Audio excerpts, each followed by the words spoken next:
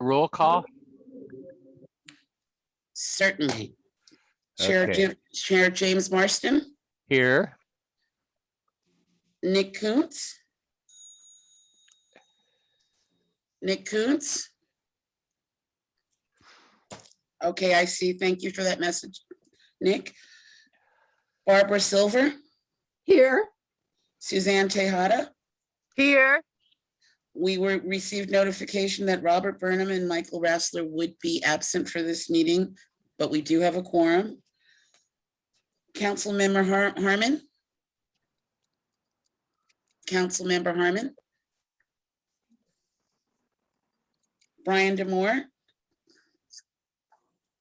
Here. Raquel Becerra.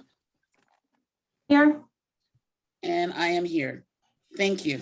Okay, thank you. Item 3 is committee member reports and staff announcements. I know that Barbara has a report from her downtown parking group. Did you want to make an announcement about Karen at this point? Well, I was confused because it said staff announcements, but I'll throw it in there.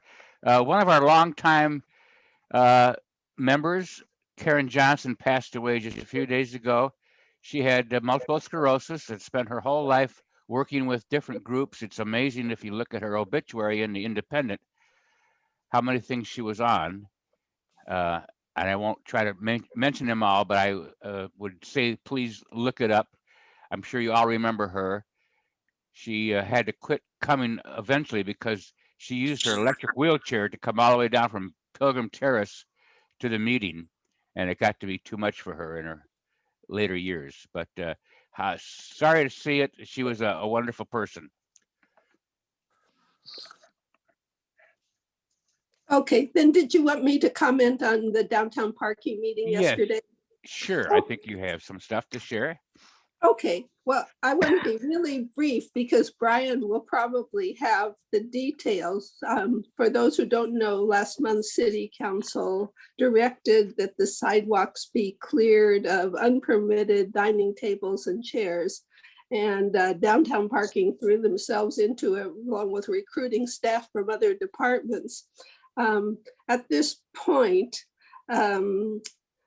there are about 10% or 7 restaurants that are still in flagrant non-compliance, and the enforcement process is not too clear, but I hope, Brian, you'll be able to talk about what's happened, what they expect, and the mysteries of enforcement. I think that's all I want to say now because I don't know what you'll be covering, Brian. Okay, thank you, Byra. That's a good sign. I'm sorry, Brian, what did you say?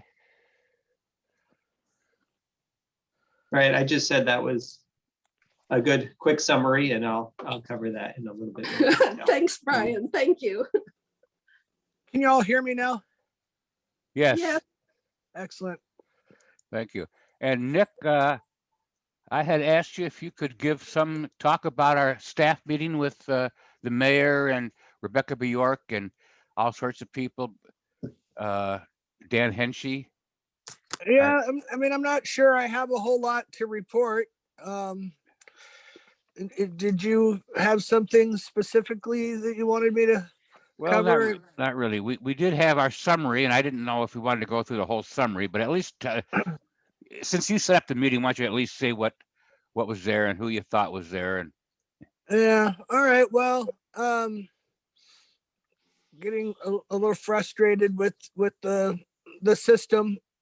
We asked for a meeting with city administrators and the mayor and the city council, and wanted to make sure our concerns were being heard at the highest levels.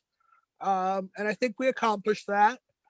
So now there's at least no question in my mind that they know what our concerns are and the implications. So I'm glad that happened, and it seems that there's been a flurry of activity related to that, and I'm hopeful that we will maintain some momentum. Thank you. Anything else? Well, I'll just throw in that Brian received accolades from different members there. And I had asked if Brian could get more help, either financially or staff, with his duties. And also I begged them to please put someone on the city's administrator's office that can actually handle the tough enforcement issues that ADA coordinator can't get done. And also I want to say that Attorney Dan Henchy did agree.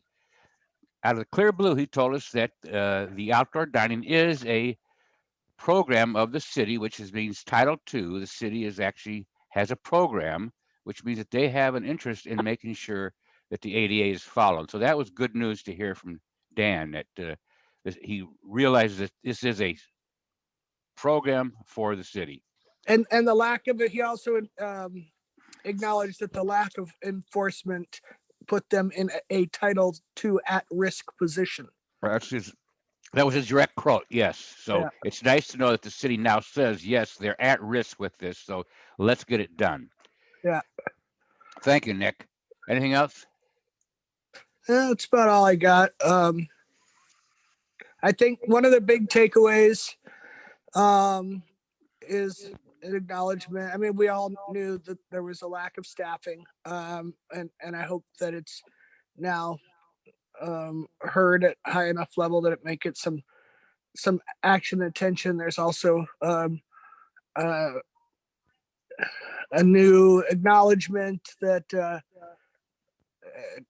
training, education on accessibility is also lacking, and there was an implied commitment to no, it was an explicit commitment to increasing that education and training.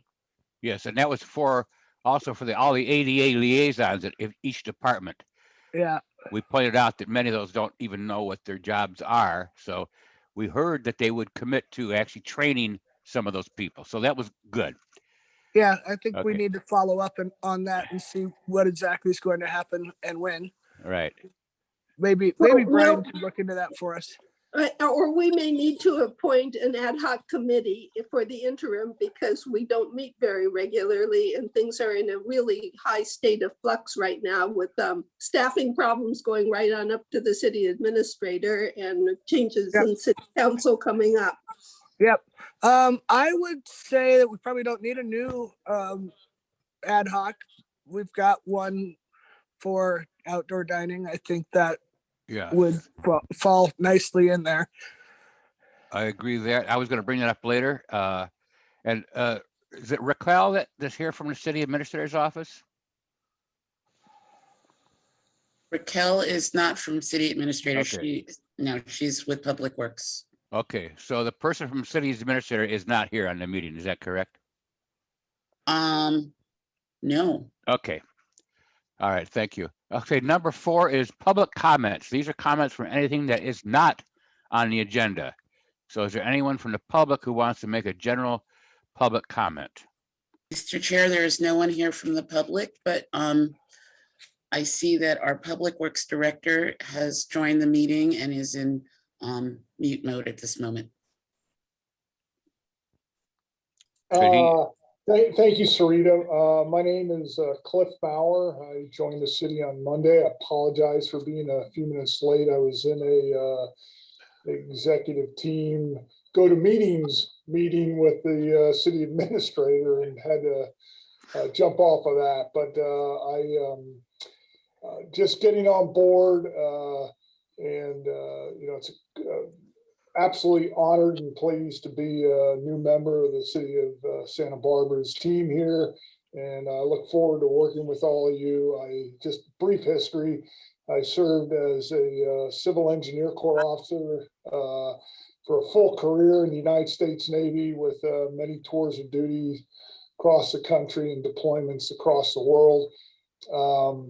And for the last 7 years since my retirement from the Navy, served as the Director of Public Services and Engineering for the city of Coronado, California, which essentially is Public Works Director for city of Coronado.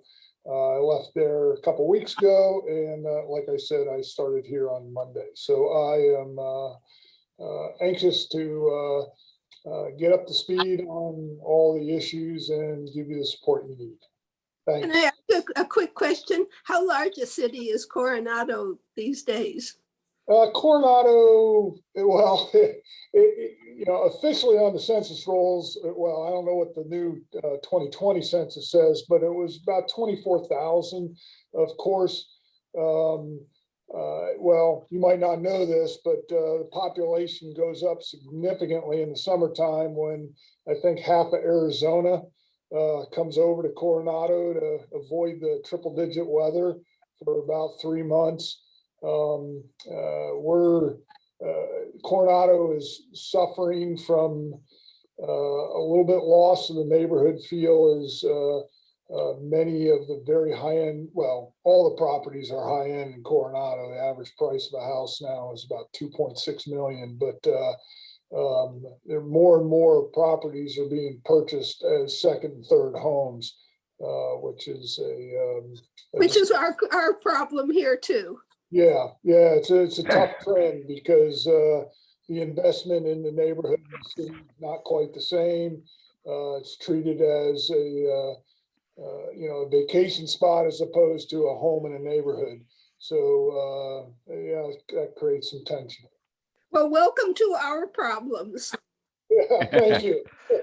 And Cliff, this is Chair Marston. I had read your bio a few weeks ago, and I was very impressed with that. And I'm glad to hear that you're already coming in with us. We've had a lot of things that we think that Public Works should be more involved with as far as access. So I'm glad you're showing up, and I hope you can join us on a regular basis. And I hope we get to meet you in person soon. Well, So thank you, Chair Marston, and I'll do my best. Obviously, a really full calendar, and you're in great hands with Brian and alike. But I like to be hands-on, and I will do my best to allocate my time to make sure all the issues of Santa Barbara are being appropriately attended to. thank you very much. I appreciate that. Okay, item number 6 then is the I'm sorry, item number 5 is the approval of minutes. We have 2 minutes to approve. The first one I'll ask for is a motion to approve the, well, first of all, I'm sorry, do we have any changes to the minutes of May 7th, 2021? I have a note that applies to both May and July minutes. I Okay, noticed that in both of those, and maybe a few going back, where we list Janice Rodriguez as present for roll call.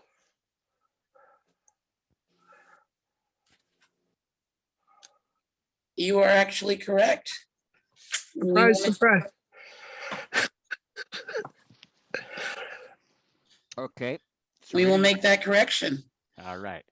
Any other comments for corrections or suggestions for the minutes? If not, I'll entertain a motion to accept the minutes of May 7th. This is Barbara, so moved. And a second. I'll second, pending these edits. Okay. And Sarita, can you do a roll call for approval? James Marston, Yes. Nick Kuntz, Yes, Barbara Silver, Yes, and Suzanne Tejada. Yes, Thank you. Okay. And then we have any comments on the special meeting of July 21st? Okay, well then I'll entertain a motion to accept the minutes for the special meeting of July 21st. this is Barbara, so moved.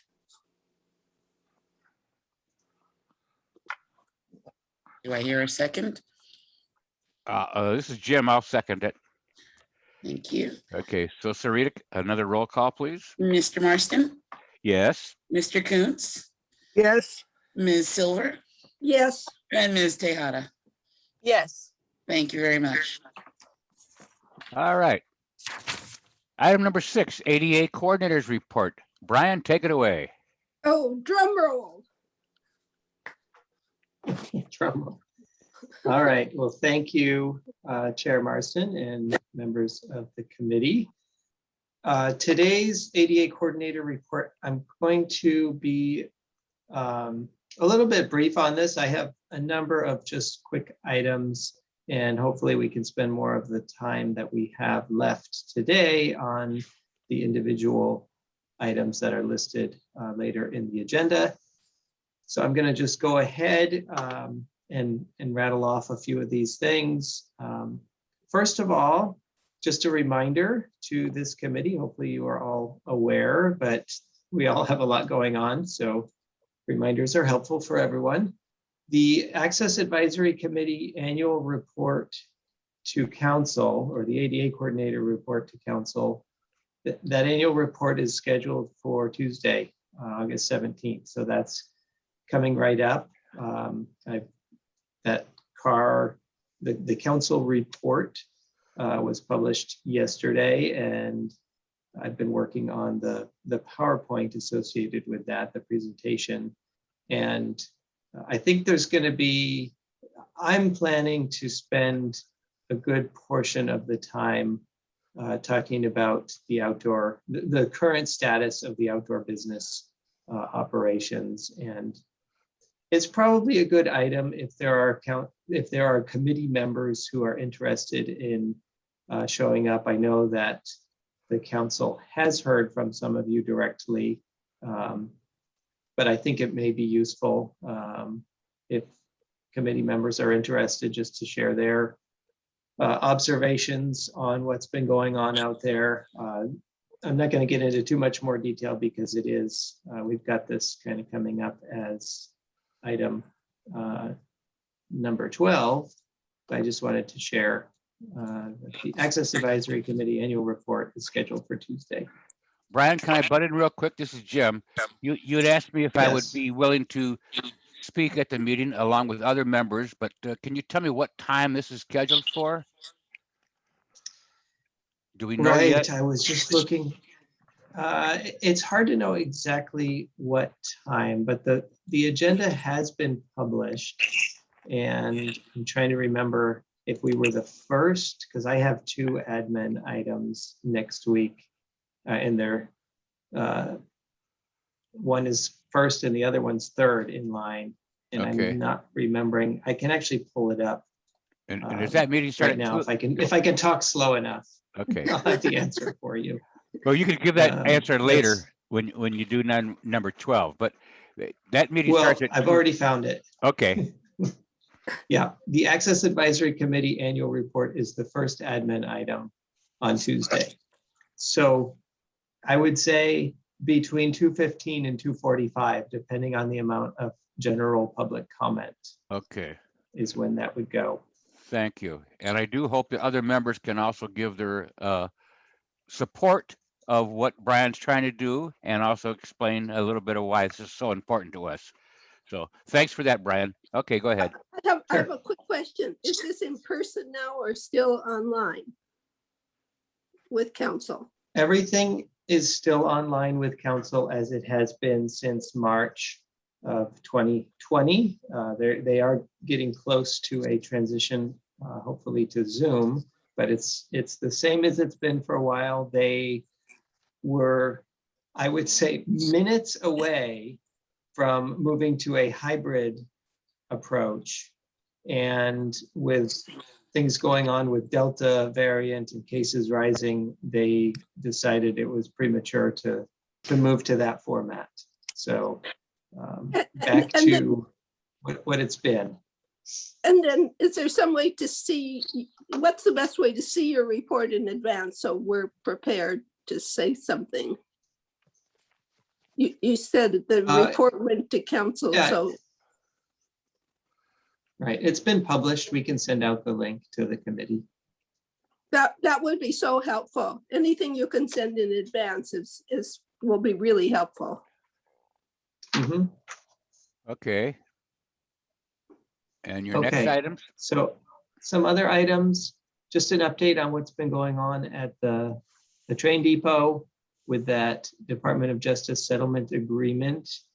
We've selected a consultant who is both an architect and a Casp.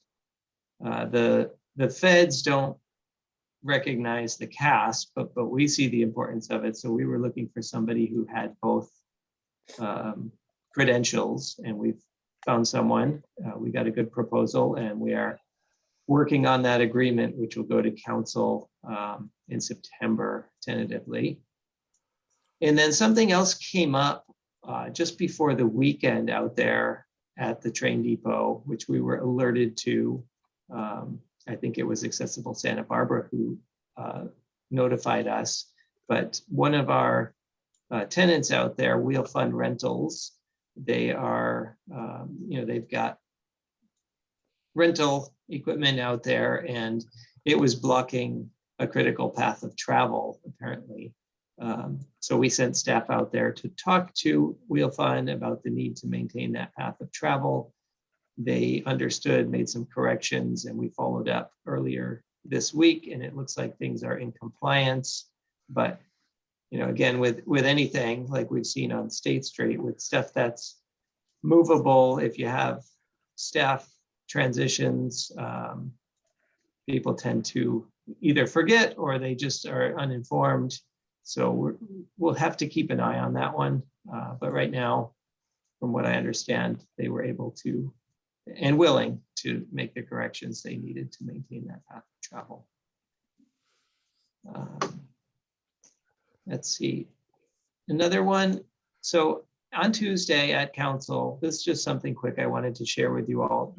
There was a 4-hour item for the Mission Canyon Bridge studies effort. And I just wanted to share that for the most part, every council member who spoke, they were very clued in on the need for improving accessibility. And I think the council is, they're just much more aware of accessibility needs, I think, than they ever have been.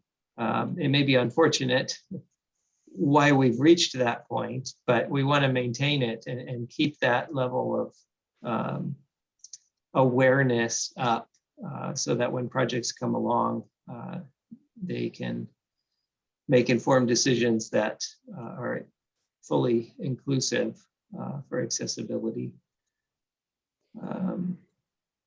Let's see, this is an interesting thing here that I learned just last month. So apparently, as part of any business license fee, there is $4 that's collected. And this is a statewide thing. And I learned this through being part of this ADA coordinator network. So there's this $4 fee that's collected, and it needs to be used for accessibility purposes.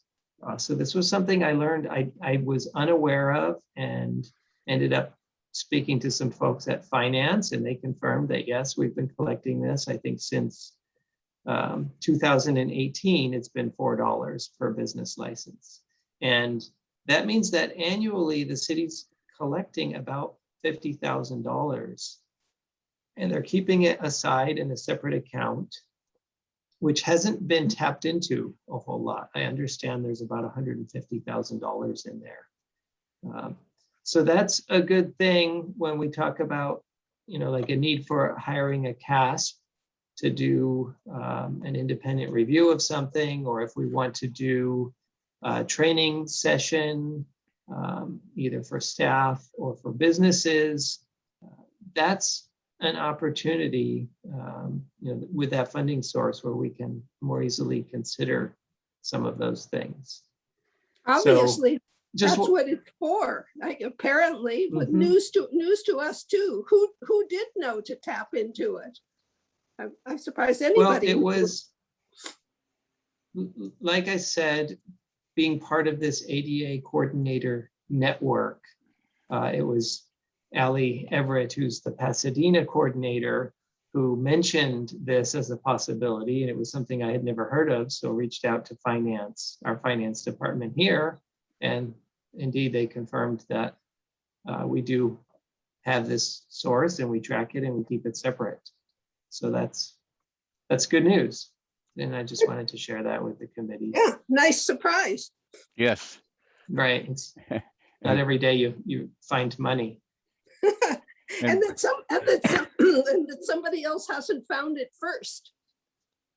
Yes. Right. I think community development does occasionally use it, but not anywhere near the rate that we're bringing in at that $50,000 approximately per year. Okay. And we've accumulated some funds. So That is great news, but I'm just surprised. I know it's a bureaucracy, but to me, the finance department should have reached out to someone like Brian and said, hey, we have this source of funds. But for them just to collect the money and not even talk to anyone and say, hey, we got it, it's to me kind of not taking care of business the right way. But I'm so glad you found this through Ally, and I hope we can use that to do some important things. We could also use that just for the transition plan projects, correct? yes, Okay. I'm fairly certain there's enough flexibility that it could be used All for right. So can construction, I design. suggest, sorry. Can I Go ahead, Nick. suggest that we either agendize discussion of how to appropriate some of this funding for initiatives that we've been, working towards in recent years, or maybe a special meeting is in order?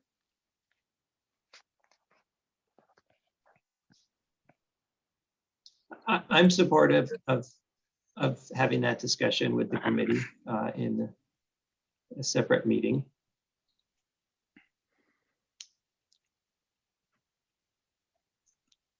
Good idea, Nick. We'll discuss that.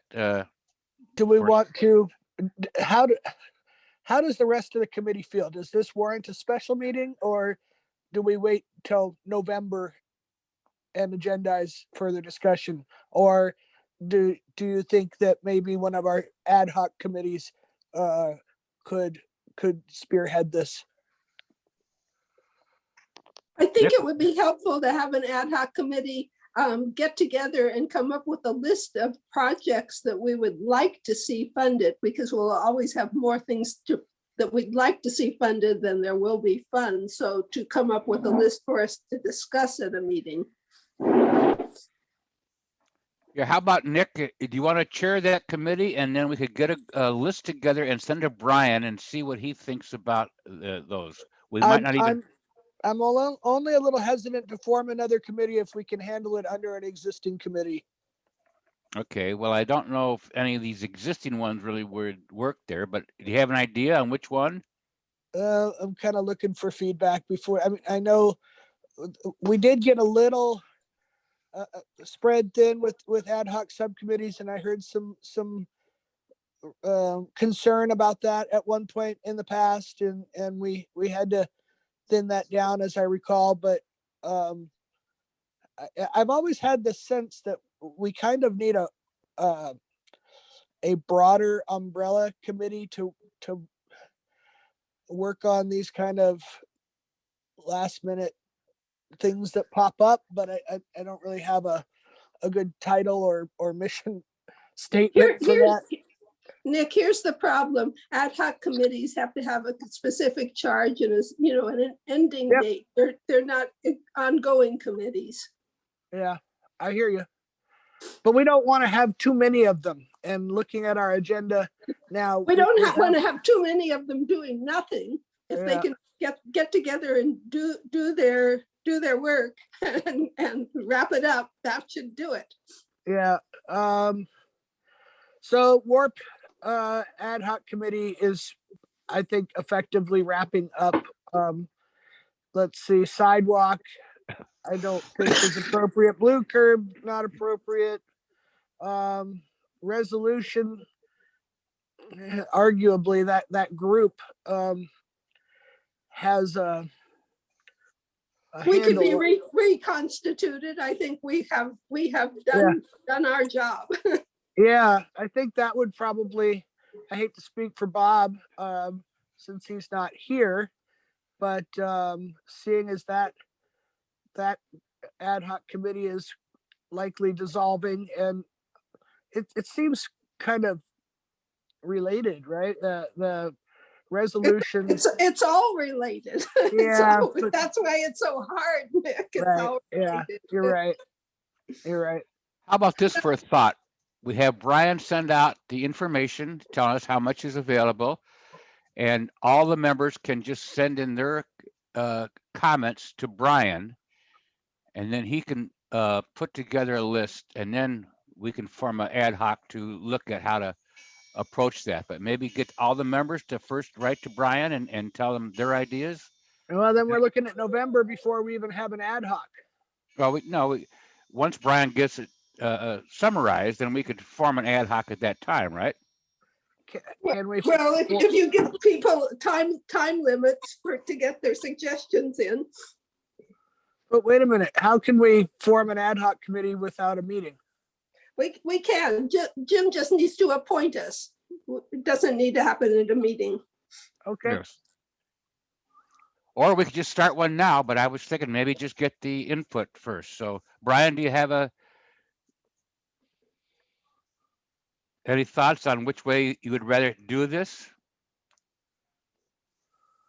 I can send out the information that I have to the committee. Okay, And Jim, if you want to kind of figure out which 2 or 3 members want to be involved with Okay. that, we can get started and set up a Okay. meeting. and as Barbara pointed out, according to what we read, the chairman has a right to form an ad hoc. So I think that would be the easiest way to do it and move perfect. ahead. Okay. So Brian, you'll send out something with a rough idea how much is there, and then all the members will tell you, and then Brian, you and I can put together what we think is the best list, and then I'll form an ad hoc for that. Does that sound good for everybody?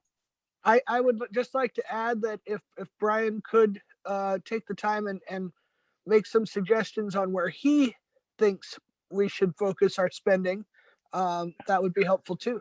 I agree with you totally. So Brian, it's in your court. Thank you. All right, thank you. And then the last thing, just an update on efforts to hire a Casp. I did mention that we're bringing one on board for the train depot, and I had been working with one for State Street, and fortunately, it looks like our insurance language may cause a bit of a snag on that. So I've already got another one, kind of a backup ready to go, one that the city has used in the past.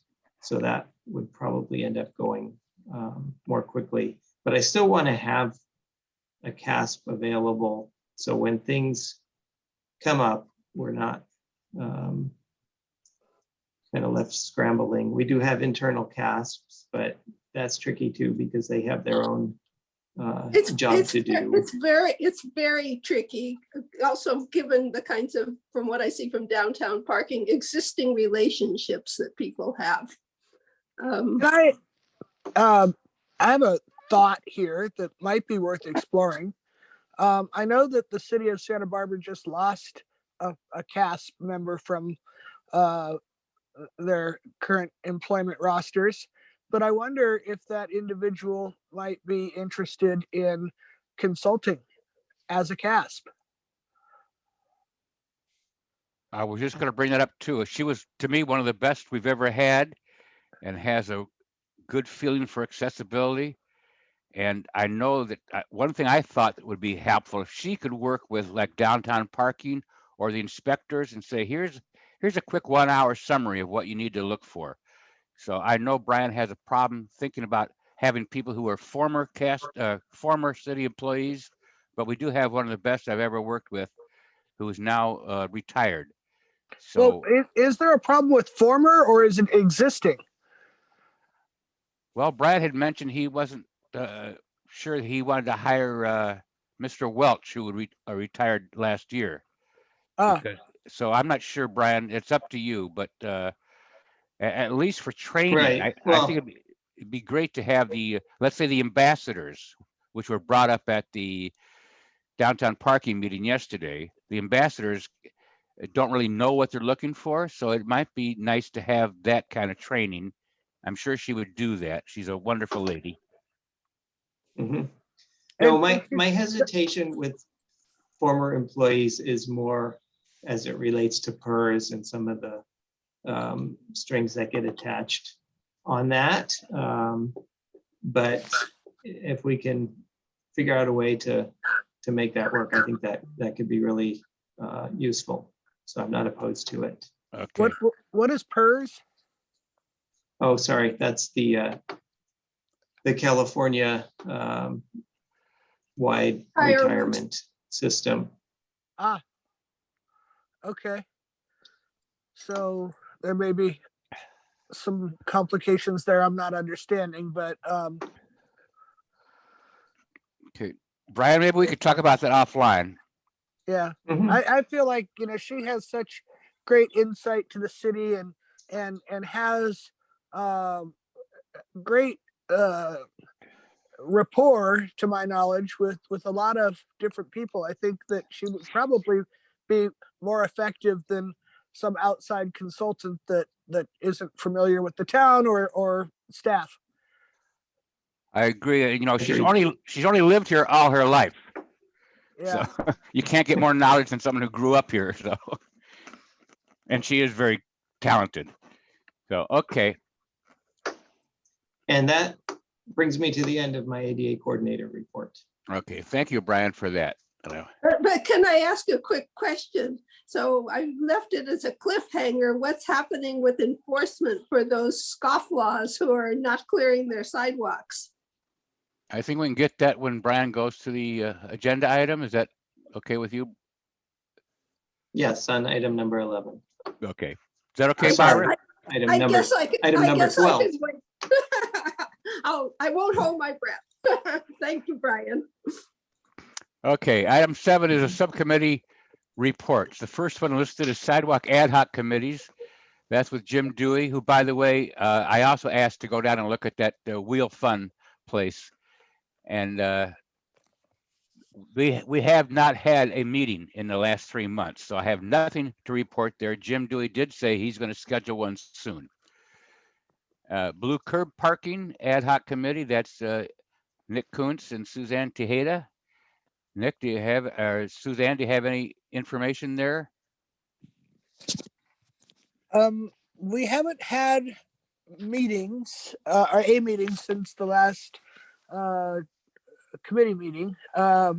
So nothing to report there, but Brian and I have had some email discussions about the 0-100 blocks. But my recollection is that that was in his court, and I also see there's an agenda item on that subject coming up today. So I think there's nothing for the subcommittee at this time. Thank you. The next item is the annual report and Access Advisory Committee Resolution Ad Hoc Committee. This is Barbara Silver, Nick Kuntz, and Bob Burnham. Well, Nick, I think we've done our job, and we'll get taken care of on the agenda later on. I agree. I think this is wrapping up. I think no need for a ad hoc committee report since we had a special meeting that should bring everybody up to speed, and it's agendized today, and likely this will be put to bed here by November. And Brian, thank you very much for being so facilitative and wonderful to work with. All right. The next item is the website application replacement project ad hoc committee. That's Bob Burnham, Nick Kuntz, and myself. I'm going to take a few minutes and read you a nice letter that the 3 members got from Scott Nelson, who is the head of the committee.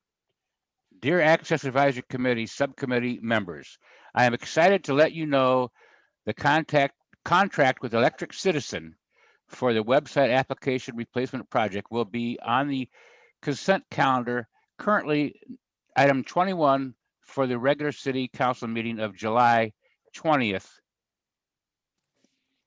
I will look for your attendance in case you would like to speak on that item. Website implementation is expected to be 49 weeks in duration and start the first week in August. The estimated launch is July 2022. I am also excited to let you know, in large part because of your input, the city will be engaging Site Improve and User Way. Those are two programs in ongoing service agreements for accessibility tools and compliance monitoring. So that was a nice letter, and I think we're really moving. We did a lot of work, the three of us working with the committee. And so anyway, it looks like it's moving ahead, and hopefully it'll be on the calendar on the 20th. Brian, if you have that calendar up, can you check and see if it's still listed? And if not, that's okay. Didn't that What date day was that pass? again? July 20. So, no, I'm sorry. I'm sorry. Yeah, it was July 20. Okay, yeah. And I did not get a chance to attend that. I saw the agenda, just but there's no notes on what resolution there was. Okay. And I was out of town then, so I couldn't make it. So, I'm assuming it's moved forward, but I have no idea for sure. okay. All right. All right. I did actually reach out because in preparation for today's meeting and this subcommittee report, I did reach out this morning to Scott, and I haven't heard a response yet. And it doesn't surprise me. It was very last minute. Okay. The last one I have is Outdoor Dining and Parklets Ad Hoc Committee. That's Suzanne Tejeda and myself. We'll hear that report from Brian, but we only have 2 members on there now, so I would like to get a 3rd member. I think we need to work with Brian to track the enforcement problems that we're having. So instead of forming a new ad hoc, I think we just need to reconstitute this or keep it going. So hopefully we can get another member and work with Brian and then downtown parking and the city attorney and public works to ensure compliance. So, Chair Marston, I think I'm finally ready to fall on this sword. Oh, okay.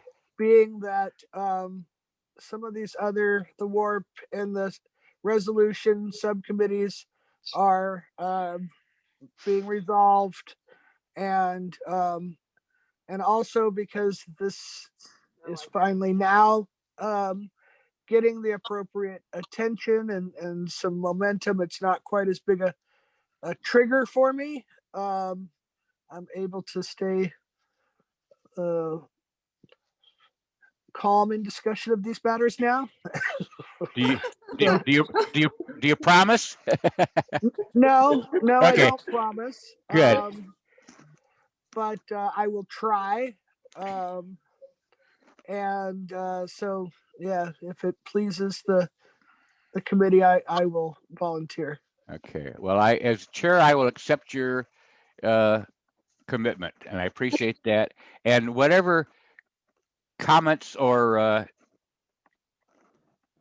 emotions come out, I think in the last year or so, we have really moved far, far ahead of what we were getting before. So I think I have to give a credit to Brian, of course, and to our members, but I think we are getting our message out finally to the city attorney, to the mayor's office, to the city administrator's office, and hopefully to public works. So that's good. So And also to the media, I yes, give all due credit to the media for amplifying our message. Yeah, well, lesson learned there. I wish I had reached out to John Palmentary a year earlier, and I won't hesitate in the future. thanks So- for doing that anyway. Okay. Yeah, by now we've had TV coverage, radio coverage, the weekly papers, and that's just what I know of. Yeah, and we've established some good connections with various media representatives, and I think I think we'll, won't have any trouble, um, move, getting their attention on future issues. And one other thing, I noticed that the city is advertising for a person to be, looks like a public information officer to coordinate with the departments and do outreach. So that will be another way of working with the city to publicize what's happening. Great. Yes. All right, it's 10:15 according to my watch. How about a 5-minute break? See you back here at 10:20. Sounds good. Okay. Suzanne, are you still there? Yes, I'm still here. So what Yes, I heard at the meeting yesterday is that your State Street Committee had its first meeting. Is that's that correct. And But, that they, yes. but I was not able to attend because I had already scheduled a family vacation. So And it was on Wednesday. The meeting was on Wednesday, the 11th. Yes. And I still have yet to touch base with the other committee members. I've gotten a couple calls already this morning. So I don't have anything to report, unfortunately. Well, the other thing they mentioned is that somebody, oh, there's my phone. Somebody had been hired to be the facilitator for that group Okay. or some other title. I guess I better get my phone. Thanks, Suzanne. All right. We'll talk. We'll talk again. Thanks for asking. Bye. Hi. Hello. Oh, sorry. Let it go. Okay, I'm here. Yeah, this is Chio. Oh, Chio, hello. Yeah, how are you? I'm okay. It was very exciting to watch. Rita, can you mute? Okay, welcome back, everyone. The number 9 City of Santa Barbara Facilities Update. And that'll be done by our ADA coordinator, Mr. Brian Demore. Take it away. That's right. Thank you, Chair Marston and members of the committee. This item, we did have staff lined up to take this and present from facilities, but that staff person recently moved to the airport, so a transition from facilities to airport, and he had enough going on that I said, if you can provide me the update, I'll go ahead and present to the committee and you can focus on your new job. So that's why you're getting it from me today. But actually, in general, I started thinking about this. We've got these specific capital program areas, and I think it would be nice to just get into a rotation with this committee. We have got these quarterly meetings, so each quarter you get an update, like an annual update from different capital program areas. And if we hear from the committee that, this Central Library ADA compliant elevator, that's a project that is extremely important to us. Can you please come back to us with regular updates on that project? That's the kind of thing that could come out of having a recurring meeting that kind of covers everything. And then we find out which specific projects are important and can provide regular updates. So that's just something that came to my mind as I went through and put this together. So certainly as I give some of these individual project updates, I'd be interested in hearing from the committee on which of them are most important, and maybe they all are. Well, Brian, I have to laugh because this is something we've struggled with in the past where we kept asking for things and we kept getting resistance. So this is really thrilling to have you propose it. Well, and I think we've turned the corner a bit because, for example, and I'm going to list some of these projects at the end, but not get into too much detail. I had staff from Parks and Rec approach me. They actually used the ADA at santabarbaraca.gov email address, and they said they want to present on one of their projects to the AAC. So that was initiated by the department. And I said, absolutely, let's Great. do that. Yeah. So that's Here's something that I like. tentatively slated for November. Can you ask them to please get us the basics of what they're going to present in advance? Because it's very hard for us to deal with the visuals with people on our committee who are visually impaired. And everybody presenting before our committee has to know that we have people who won't be able to see the screens and won't be able to scan any material that's written on the screens. And we really need it in another format and hopefully in advance. I agree, Yes, Barbara. I Thank think you. that's something that I've heard in the past, and I think trying to get this committee to have those resources provided, those materials provided in advance, like the council, like a lot of the other boards and committees. I mean, the worst would be was helpful. when we had huge plans all over a table that they wanted us to approve on the spot for Cabrillo Center. That was just the limit. Yeah. Yeah, I don't think this full access advisory committee, the quarterly meetings would ever be the place to do a plan review. Thank you very much. Brian, I agree that I think Oh. this item should probably be on every agenda, or at least every other agenda. And I also think at least once a year, we need to have a ADA transition plan update that would be on a regular rotation basis, so we don't lose those two. So go ahead with your facilities update. Yeah. Okay, thank you. So first one listed here, it's Central Library lower level workspace renovation. This is more of an employee workspace. Scope of work includes remodeling the entire lower level staff area at the Central Library. And features will include a new conference room, renovated break room, new workstations, new flooring, 2 new quiet booths. And the space will be fully sprinklered, fire sprinklers. Construction drawings have been reviewed by Building and Safety, as well as our consultant, and our consultant is revising the plans right now for resubmission based on Building and Safety plan check comments. And we're expecting a resubmittal here pretty much any day. It's about $1 million project, has been secured, and bidding will start as soon as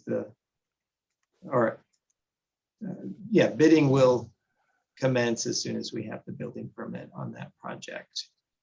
So anybody who's ever been down there would probably understand the need for that, just to make things more accessible. This is not, like I said, it's not a public space, but there's a need to have accessible facilities for employees as well, and that space definitely fell short of that. Another thing out at the library, at Central Library, and this is one that is definitely public facing, is the ADA compliant elevator. And in that project, there's a scope of work that obviously it's the new elevator in the middle of the Central Library. It's going to service all 3 floors. The existing elevator will remain operable for staff and freight usage, but the proposed new elevator and cab, it's going to be partially glassed so people can see in and out of the elevator cab as they go up and down. The status on this one, construction drawings have been reviewed by Building and Safety, and they have provided our consultant, which is LMA Architects, with a number of substantial corrections. And these comments required additional meetings with Building and Safety as well as with Fire Department. And they've been working out a path forward on that, which we anticipate a resubmittal again any day on that one. There's been $2 million allocated for that, and bidding will commence as soon as we have the building permit for that project. Let's see, we also have The update for the ADA transition plan and facility walkways. There's been a $350,000 allocation in the current fiscal year for that. And right now, facilities is kind of holding off on any major projects with that money until we receive bids on that central library elevator project.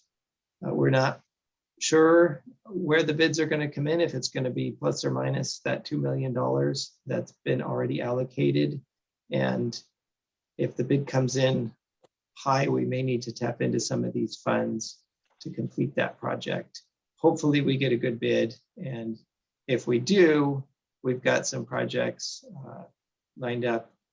La Mesa Park restroom, Shoreline Park restroom, as well as ADA path of travel upgrades at City Hall that would be done in conjunction with the City Hall bathroom upgrades. And speaking of City Hall bathroom upgrades, that's the other project I was going to provide an update on. Upgrades are needed for the second floor restrooms at City Hall, which also triggers a number of general plumbing needs in the building. The water distribution system and the drainage system are beyond their life, their serviceable life, so they require repairs and or replacements as well. The restrooms will require reconfiguration in compliance with ADA and just new plumbing fixtures and water supply lines will also be installed. So it's a combination of a access project and plumbing upgrades. That's the list that I got from facilities, but also looking at the 2022 budget, I wanted to share a few other projects that I know are on the books. One is Eastside Neighborhood Park renovation. There was $400,000 of Measure C funds budgeted for that, and it includes a new playground and walking paths, community garden upgrades, new lighting, enhances the picnic area, and a renewed play area for children and family gatherings. Another project that received funding this fiscal year is the Dwight Murphy Field renovation. And the plans include a universally accessible playground, artificial turf, multi-sport field, new youth baseball field, lighting, restrooms, walking paths, landscape, and outdoor fitness equipment, and the expansion of on-site parking and public right-of-way pedestrian improvements. Brian, The this is last Jim. project that, yes, A quick question on the Murphy's thing. I read a Mhm. lot about the group that wants to make a totally accessible playground. that's right. How much money have they put in, and are they actually have the plans, or is it the Park District actually supervising that? Can you just take a few minutes and talk about how that's being done? I don't have a lot of details Okay, on this particular project, but if this is a project that the committee is interested in hearing more about, we can make sure to provide it. I could probably provide a quick update, and then we can also in November, when we expect to have Parks and Rec staff come to the AAC meeting, they could provide a much that would be- more detailed update. But my understanding is that staff has been working closely with the Gwendolyn Strong Foundation. okay. And, That would be and the good. interest is having that universally accessible playground, and they've been doing, I think they have some funding they're wanting to contribute to that Right. project. Thank you. Yeah. Okay, and then last thing that I see in the budget that may be of interest, or I would expect is of interest to this committee, is the Plaza Del Mar band shell renovation, which includes structural repairs on the building frame, the roof, and the wood stage, as well as electrical upgrades. And of course, touching this is going to trigger the need for access improvements. I believe right now there's no ramp to get up to there, so project would require modifications such as a ramp, and I believe this is a historic structure, so that's going to get interesting in terms of how to make it accessible but not alter the historic character. So that's the list of projects that I see from a facility standpoint that have a significant amount of accessibility related work. And like I mentioned earlier, we are anticipating Parks and Rec staff coming to the next AAC meeting, and they can provide a lot more detail on all of the projects that they have going on. Thank you. The next item is item 10, Access Advisory Committee Resolution. So we're going to look at the draft and the red line, and hopefully we can approve something here. And maybe Right. I'm not sure who wants to take Sarita's- this. Sarita? She's pulled it up on the screen, Actually, my, and Raquel has brought this up on screen. Thank you, Raquel. okay, But this is the draft version, not the red line version. But we can discuss this and make sure that everything is how we'd like it to be. okay. So this is the clean version. Is Yes. that correct? Yes, Okay. Is there any way to make this full screen? Raquel, could you make that larger, please? Ah, thank you. And page 1, and then close the side panel. There you go. Perfect. Thank you. Is this good for everyone? Okay, Yes. Okay, thank you. page 1, please. all right. So in an interest to get through this item, I think we can scroll down to what was talked about at the last meeting and just hopefully get a consensus from this committee so we can wrap up this item. I'm planning to let the council know on Tuesday that we've been working on this and that we have a recommended resolution that will be coming to them in September.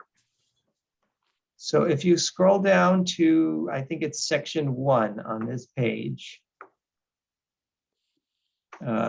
we made a small change to that second sentence in section 1, where right now it says the provisions of this resolution rescind the provisions of resolution number 08095. That was a slight change where it previously said amend and supersede. So I think the committee's going to be good with that, but I wanted to highlight that change. That's what we talked about in the last meeting. So next page, I'll just keep going. If anybody wants to discuss, just jump in, but otherwise I'll just keep going and highlight what changed. And again, they're all based on what we heard in the last meeting and then from some members of the ad hoc.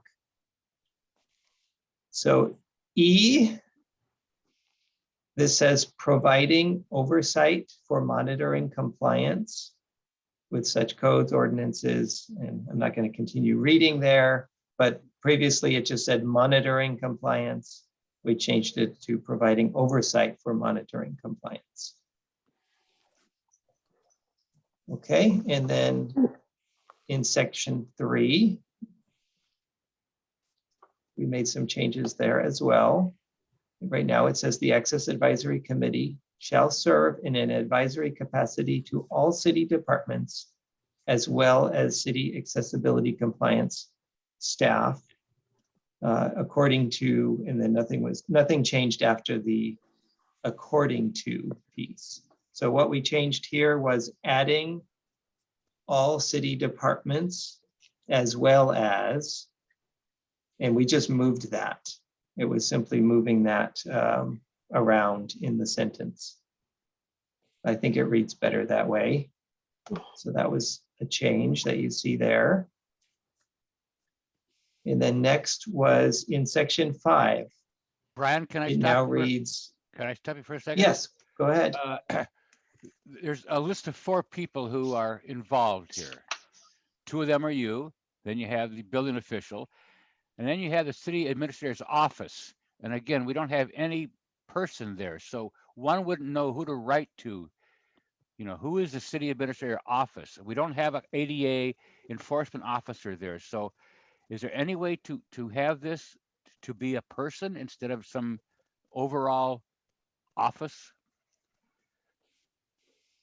That, Maybe. Okay, I'm not saying to change it now, but right now it's like we don't know who to Mhm. write to, you know? Even if Paul was still there, is it him or is it someone below him? We don't know who it is. So it'd be nice to get someone at the administrator's office who has the power to enforce these things citywide. Or just to the city administrator, because these others are personal positions. may I chime in for a second? My fear is if you put a name to this, every time there's a change, you're gonna have to change that. On the city's webpage, there is a person designated, and I can let you guys know who that is. Right now, it is the supervisor, office supervisor to city administrator, to city council and administrator, who is the contact person. For ADA? Mm-hmm, Okay, because last I looked, there was no one listed. So right. I don't need a name of a person, but I think we need to have, as you said, Sarita, the city administrator's supervisor or something like that. Yeah, I- it changes constantly. But Okay. my fear is putting a name would mean that we'd have to revise this resolution every time there's a staff change. So Sarita, what you're saying is this language works for this city. Yes. Thank you. Okay. Okay, go Sorry. ahead, Brian. Okay, section 5, we changed it to a minimum of 51%. Previously, it just said 51%. Right. And section 6, it says the following qualifications are desirable. And we went back and forth on this. I think previously it said the following qualifications are desirable and recommended. So we kind of pulled that back a little bit because it is quite a long list, and we didn't want people to feel like they didn't qualify because they didn't know every in and out of Title 24 or whatever may be listed here. But they did have a basic knowledge and understanding and a passion for this area. Okay, and then the other thing that changed was the simple addition of the word or between each of these items. And don't know if there's any discussion on that. I think with the and, if it was and, people might think they need to know every single one of those things. Well, could I address that? I don't know how to do it correctly. We felt like or worked better in that situation. If during the application process, a person just says, oh, I can do number C or something, period. Is that enough for us? Because the ors mean one of these qualifies you. And I don't know if we want to have it that only one is a qualification when people fill out their application. So I'm just not sure what to do there. I understand why the or is there. They don't have to do all of them, but I think, am I making sense?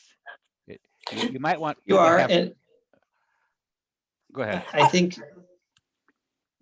the council goes through that application process and selects what they believe will be the most qualified candidate. So if you meet 1 or 2 of these, you can apply. If you meet 4 or 5 of these, you're probably going to be a stronger candidate. But I think the more applicants that we have for this committee, the better.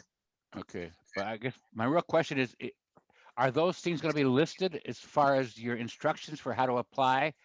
And you would just check off a box or say, I'm A, B, D, and E. How will the city know that you have qualifications in these? You mention it. You mention it. Well, okay. That's all. I just curious because I don't want people to think, oh, if I work in the field of, let's see, let me get the right one here. Experience in representing or resolving accessibility issues.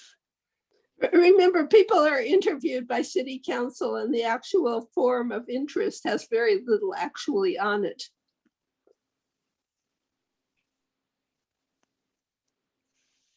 It's not Okay. like our committee has a separate form to fill out to apply for to an advisory committee. It's this generic form that has very little information on it, so people can use their best judgment. All right, I'm fine. Okay, scrolling down to section 7. We inserted on the first bullet point, members and professionals from the disability community. And this was, I think, suggested from committee member Michael Rassler, as there are people who work in the industry and could potentially be good candidates for this committee. So that's why we inserted that language. And then on section number 9, this is one we probably spent the most time on in the last meeting, and it has to do with somewhat with residency for qualifications. The way is, and we basically overhauled the entire section. So I'll just read off the way it is worded right now, and it says the majority of the members of the AAC shall be residents of the city of Santa Barbara. Other members may be full-time employees working within the city of Santa Barbara or residents, I guess it would say residents of the South Coast area of the county of Santa Barbara. And that's from Gaviota to the Ventura County line. So Rita pulled that from another resolution for a different advisory committee, I think it was. And all members shall demonstrate an interest in and commitment to furthering accessibility within the limits of the city of Santa Barbara. And employees of the city of Santa Barbara shall not serve as committee members. So I think we landed on what language that kind of pulled in everyone's thoughts on that. I don't know if there are if there's any further discussion on this. Well, I think the only other comments I have, and we've seen interest from people in Lompoc and the San Ynez Valley, and they weren't able to participate except as members of the public, and that's a little unfortunate, but I think that this broadens our net considerably, right? We have had trouble filling all the seats, and I think this is represents a good compromise. I'm kind of happy with it. I don't know. I've heard warnings from others that we don't want to widen the net too much, and I'm trying to appreciate that. Does anybody have any other feedback? Well, no, I was in favor of widening the net because the county doesn't have a committee similar to ours, and anybody who was interested in working on accessibility, I was happy to have them. But this is already better, better. Yeah, I agree. Can I bring up something before where you said people who work in or are members of the disability community? Can you go back to that spot? So right now it says other members may be full-time employees working within the city of Santa Barbara. No, I like But we that. don't say anything about. I'm talking about What was it you were referring to? in section 7, which is on the screen now. The first bullet point says members and professionals from the disability community. Now that is capitalized, the disability community. I know Barbara, when she first joined, had no idea what the disability community was, and she asked city clerks and they didn't know exactly. So I don't know if people all know if they have a disability, do they know they're members of the capitalized disability community, or should we actually say people with a disability? I'm just don't. How about just taking out the capitals? Making it lowercase. Or can we just say people with disabilities? No, the disability community does exist. It's just I didn't know who they were. I mean, I wasn't Right. part of it. Right. They do know who they are. I hope so. I'm wondering if a broader term like anyone interested in disabled advocacy wouldn't fill the need. Well, that's the members of the public. We're interested in disabled advocacy.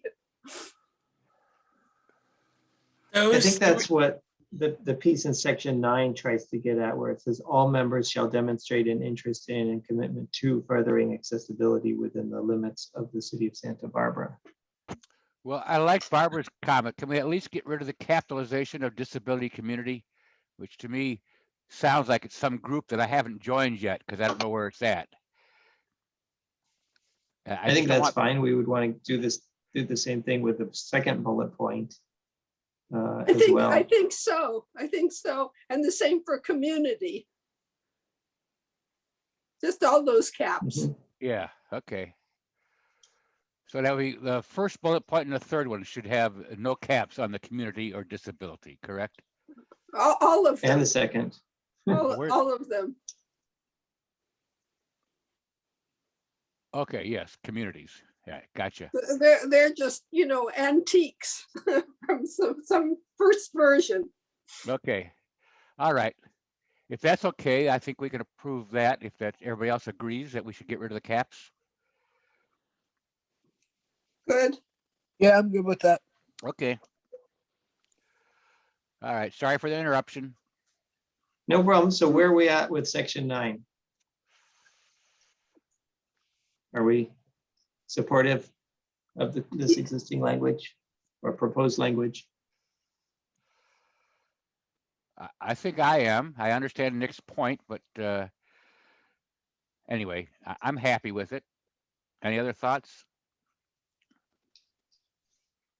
I'm good with it. Okay. Then moving on to section 10, a couple of minor changes here. We changed disqualify. We use the word recuse now. So it says committee members shall recuse themselves. And then we completely eliminated clause at the end, which said something about personal interest, which would affect independence of judgment or action in the performance of the member's duties. Attorney's office was totally fine with scratching that part out. It didn't add any value to the resolution. So that was eliminated.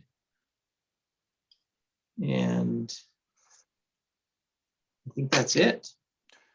Brian, quick question on section 11. The last sentence says, if you're appointed, taking over someone else's position, and the last sentence says it's appointed and ending on December 31st of the 4th year. So let's say a person takes over in June of this year. Is is December of this year the first year, or is it the next year is the first year? So does a person get The way I would interpret that that? would be that they would get 4+ years. That's what I was hoping it was. So there's no 3.5-year term, then it would be Right. finish off this year and then 4 more years. Is that what we're saying? That's how I would read that. Okay. And as I long as don't know we, if we can make that more clear, but Okay. that's, yeah, It's certainly such a big improvement over what we had before. yes. Okay, as long as it's understood by whoever's enforcing this, Mhm. I don't want to put more words. in, but Okay. You could say to finish off that year and then have a 4-year appointment. That would clarify everything. Mhm. Yeah, All we'll right. look at how we could Okay, make that abundantly clear. Um, Abundantly, yes, thank you. Once we get them, we want them for as long as we can keep them. Mhm. Okay, so I think we, like I said, there were no more after that Okay. one. So just a couple of minor edits, it sounds like. If the committee wants to make a motion in support of this draft with those minor edits, that would be great. Well, Okay. this is Barbara. I'd like to make a motion that the committee accept this draft. And do I hear a second? I second. This is Suzanne. I second. Okay. Ready? And I did get an email from Bob saying he would support it too. If you want to, I don't know if he can put that in as a yes for Bob. Not officially, but it's good to Okay. know. All right. So, Sarita, please call off the roll call. Mr. Marston? Yes, yes, yes. That only counts once. Okay. Mr. Coon? Mr. Booth? Yes, Ms. Silver? Yes, And Ms. Tejada? Yes. Thank you.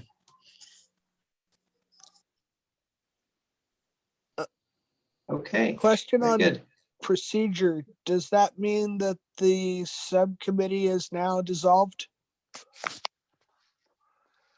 The chairperson will have to dissolve the committee that was formed. Would- It should we- could wait because we still have to take it to council and there may Right. be a reason to bring the ad hoc together Yeah. before that September meeting. I think until it's been passed by the city council, we have to keep the committee going, is my thought. Nick and I are so happy to be done with it. Okay. Well, then make sure it gets passed into council. Yes. Okay. Okay. Thank you. Next. Mhm. Number 11, Blue Curb parking update from Brian again. Yes, and this isn't going to be a super detailed update, but I do want to continue to keep the full committee informed of what is going on with the blue curbs and keep this moving. That's the important thing. Even if it feels like baby steps, we've got to keep this moving, and I appreciate the committee's input in helping staff to be able to do that. So today's update, it's going to be focused mostly on the addition of accessible on-street parking in the downtown core. And this is something that I've kind of taken up with just some of the staffing changes that have been taking place. I've just kind of picked it up and I've been coordinating directly with Derek Bailey and with downtown parking staff on this, and trying to get to a place where we can make some changes on the ground. I think we're getting close. Before I jump in on that, though, I did want to share that the accessible parking map that we maintain online has recently been updated, and it now includes the 4 spaces that are out on Cabrillo Boulevard by the volleyball courts, as well as the recently painted blue curb that's out in front of Electric Bikes at 1345 State Street, just up from Opal Restaurant. That space has been there for a while, but it was never painted blue. So that's a recent change, the paint, and it's also on the accessible parking map. So we're trying our best to maintain that map. Brian, And- who's maintaining that now? Which department? Sarita, is it Steve Sisler in downtown parking who does the actual updates? No, it's actually myself and an office specialist who I've trained to do that. And so we work in tandem. I reach out to Steve once a month and I get a list of what's new. And then we, based on workload, update the map.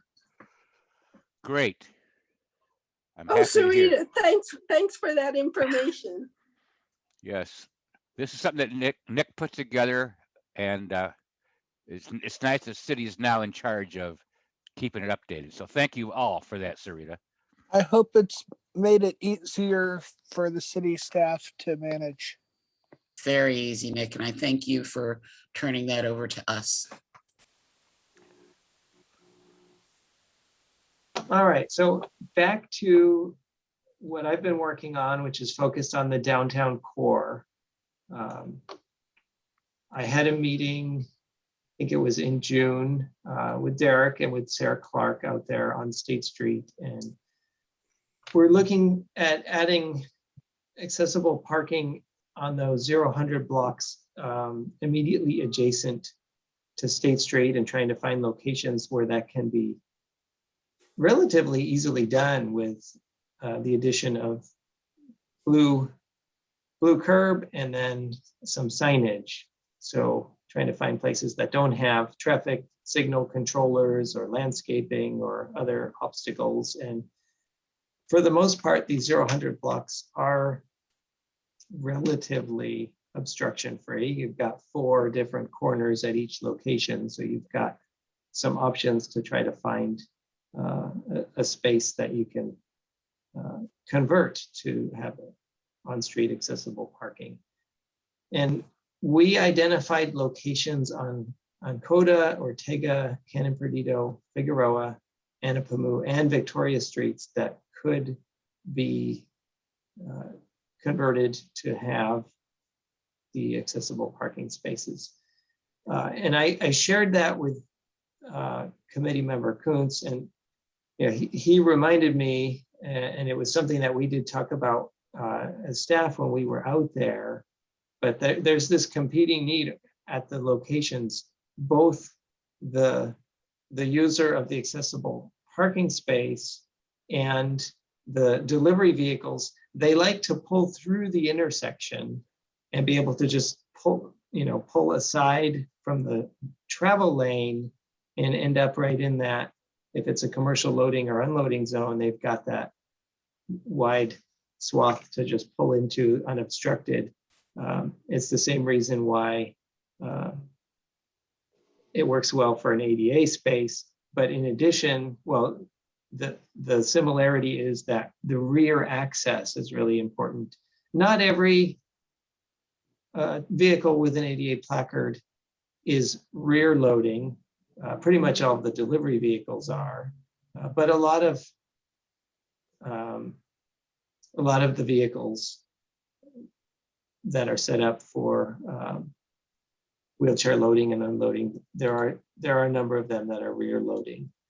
So it's a competing need for that space, and we're trying to figure out the best way to manage that. And a couple of things I'm interested in hearing from the committee on. One is whether it would be okay to provide a certain percentage of the spaces that allow for the rear access to the vehicle. And the other is whether it would be acceptable if we were able to provide kind of an extra long blue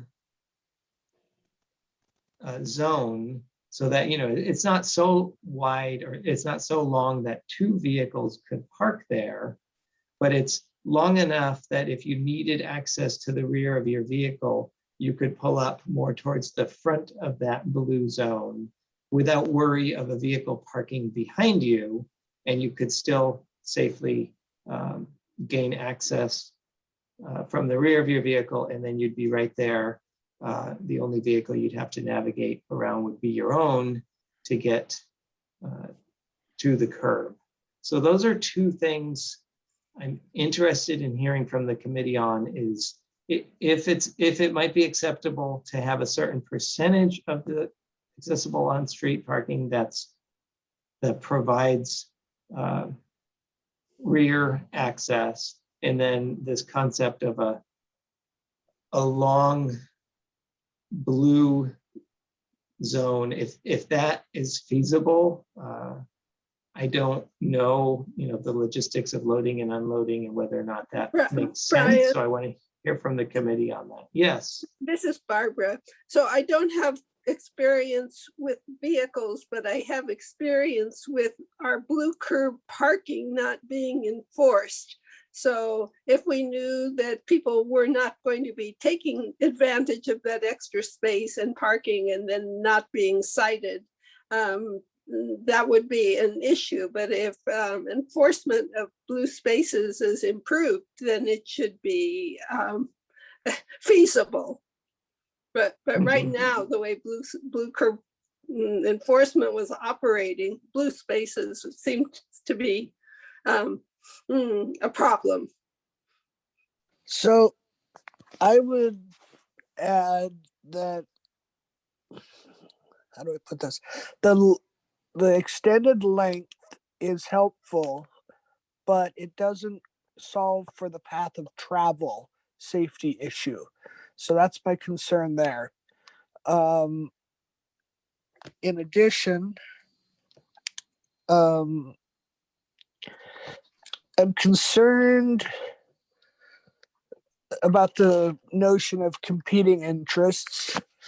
I don't think that the delivery vehicles have a legitimate priority. Certainly, the delivery drivers are able-bodied and are better suited to struggle with an additional travel distance. And also, if by some miracle we did get the priority and got the blue curbs, I have no doubt that the delivery drivers would use the blue curbs anyway, and the city wouldn't enforce that violation. So I don't see that the delivery drivers would be put out at all. And I think that for the most part, the delivery drivers would be in and out pretty quickly in the early morning, and few disabled motorists would be put out by that abuse of the ADA parking. This is Jim, and I kind of have to agree with Nick. And for those who don't understand, when he said path of travel, this means if you're the first spot where Brian's talking about the delivery vehicles, then you can come out your back and go right to the curb ramp. If you're the other side of the street, you have to then go out in the street with your wheelchair to get to your back entrance. And that's the problem with the path of travel when you have them on the other side of the street. So I think Nick is probably right. If you have blue curb there, a delivery vehicle could park there for 5 minutes to deliver something and no one's going to catch them. So I just hope that, Brian, that you can somehow get more of them that have them on the correct side of the street. Particularly where there isn't a side loading curb, sorry. Also, if the next space is yellow commercial loading, then most of the time the the blue space between the loading and the curb will be open for the delivery guy to take his hand cart and goods to the corner ramp, and won't be having to go around into the vehicle path of travel. Whereas the other way around, you're forcing a wheelchair out into vehicle traffic around a big commercial loading vehicle. So certainly where there isn't competing sidewalk obstructions, I think the priority should go to the blue curb. But also keep in mind that the whole reason we're asking for this first space is to accommodate the city's implied request to create a new blue space that is not fully compliant with the required accessible path of travel.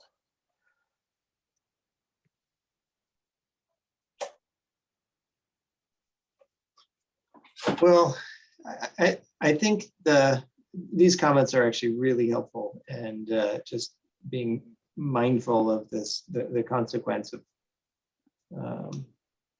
having to go around the vehicle.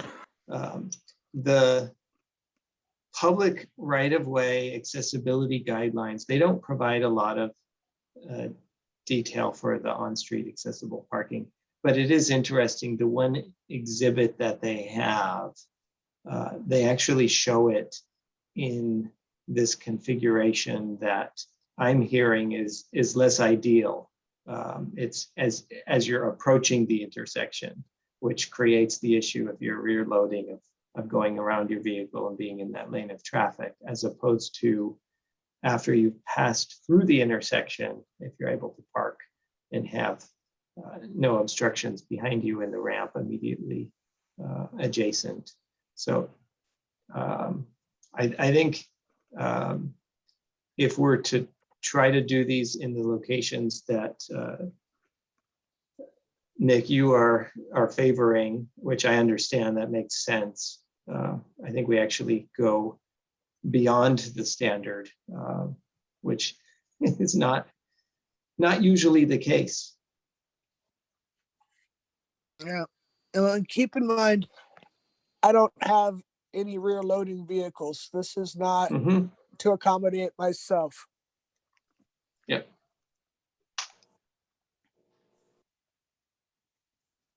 This is Jim. Just in case it wasn't understood, what Nick is saying, that one could get very legalistic and say we want new blue curbs that are totally to the plan showing the access route. And we have kind of said, okay, we'll forget that fight if you put in some more blue curbs, but make them accessible to the ramp itself and not have to build anything. There's no construction of any new access route. So I think that's what Nick was trying to get across was we've already said, hey, we're not going to demand, excuse me, a fully compliant spot as long as you have that blue curb spot accessible to the ramp for the rear loading. So Brian, I hope you can work on that and see if you can get some kind of So my overview of this is, yes, we would like to have those spots fully accessible from the rear, understanding that some loading vehicles will use them here and there for short terms, probably at times of the day that are not going to conflict with other use, rather than something in the middle of a block that might put somebody out into the street to find an access point. I think that's our intention. And since I'm probably the most vocal advocate for increased police enforcement of ADA parking, I would certainly not harp on the early morning commercial loading abuses. Mhm.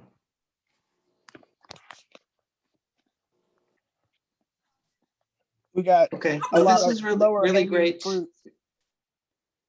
Yeah. It's not the loading vehicles that have been our big abusers. It's been the public in general and in my experience, Yeah, the entitled public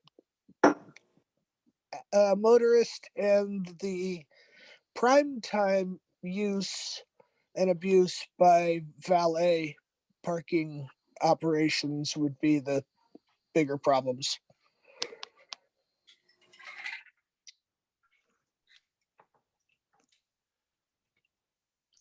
All right, this Okay. was really helpful to hear from the committee on this.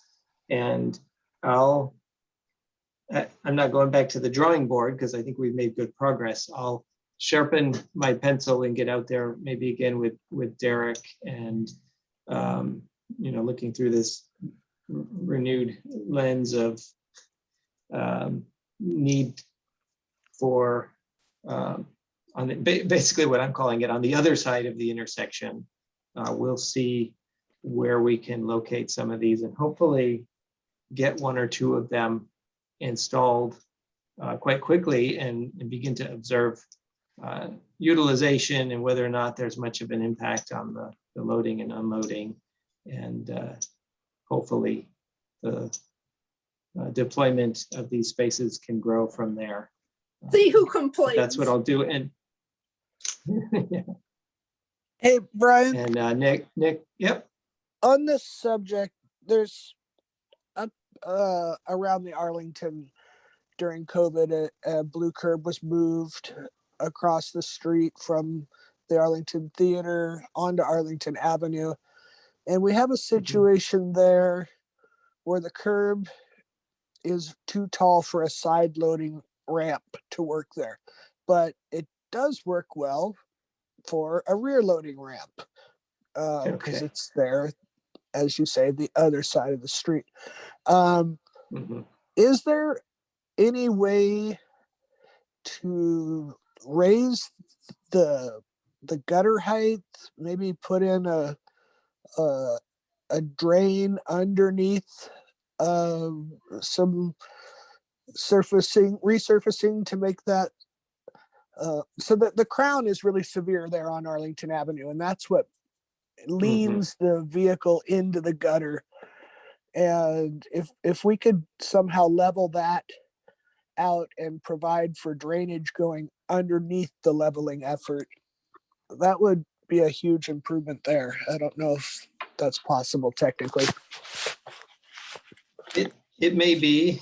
It's funny, I hear about drainage and a temporary thing, and I think, well, we could just build like one of these parklet structures and put it in the gutter, right? Yeah.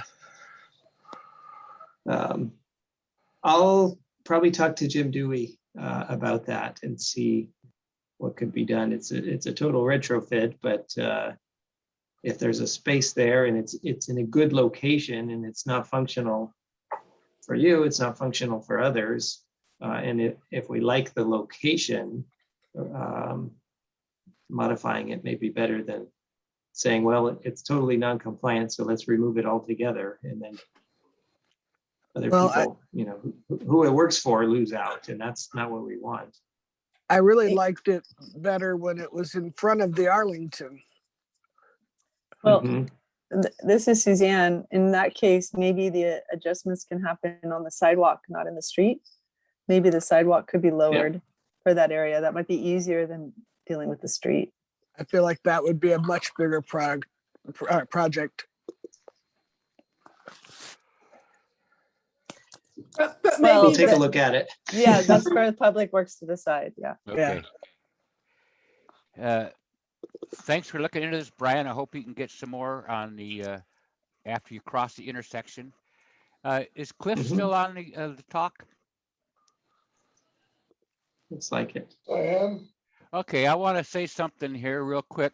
I've been asked by the Braille Institute to give a talk today on different pedestrian traffic signals. And so I've been working with Derek Bailey and a little bit with Jim Dewey. And I just want to point out that I think those two guys really quickly respond with good information whenever we've asked questions about traffic signals or sidewalk safety. So I know you're new to the city, so I just want to put a plug in for Derek and Jim Dewey, and of course for Brian's work too. Well, But I've been thank you, very, Jim. very I was, impressed. Pardon? In my short time aboard, the entire staff has impressed me a lot. Good. Okay, are we done with the blub curb parking update? I didn't see that. Okay. Yes. All right. Thanks, Brian, for all that work, and I hope we can get some more things going quickly. And by the way, Until I see a blue curb out there, I feel like I haven't accomplished anything. So you're right. there's work to be done. And just a side comment, but right now the fine for illegal parking is $250, and the state says you can go up to $1,000. I'm not saying we should, but if we have an enforcement problem, one way around it is to raise the fee and actually get more money for enforcement or for new construction. So the city should look at, do you really have to keep it at the minimum of $250, or can you raise it higher? That's all I'm going to say. Okay, item 12, outdoor business update. Well, hold on. Okay. Since you Okay. brought that fee or fine up, I'd like to follow up with a question for Brian. What would be the path one could take to see that happen? Well, the Access Advisory Committee advises staff on accessibility related matters. You guys could make a motion to staff to explore the possibility or feasibility of changing the fee for a violation of the accessible parking stall. And you could ask for a report back at the next meeting. And that's one way to try to get that going. So moved. Okay, You make the motion, not me. Yeah. Yeah. Nick, go ahead, make a motion. I would like to make the motion that just the way Brian described it.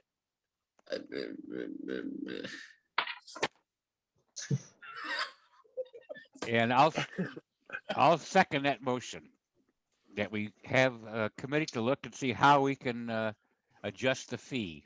And I also wonder quickly, who gets that fee right now? Does that go into a special fund, or is that just more enforcement tickets from the police department? I don't know.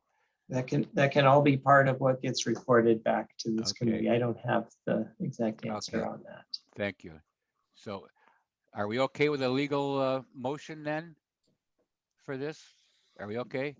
I don't think we even need a motion. I think you just need to appoint a committee to go make a recommendation to us. Well, what I was suggesting was just that the committee asks staff to come back at the next meeting with what it would look like to make the change. Because I don't think you need a subcommittee on this. I think my guess is it would be unanimous with this committee that there's an interest in exploring that. So Can you bring it back to the Blue Curb subcommittee before November? that makes sense. Yeah. Okay, as long as that's, We need a motion because Okay. you've changed the motion. Okay.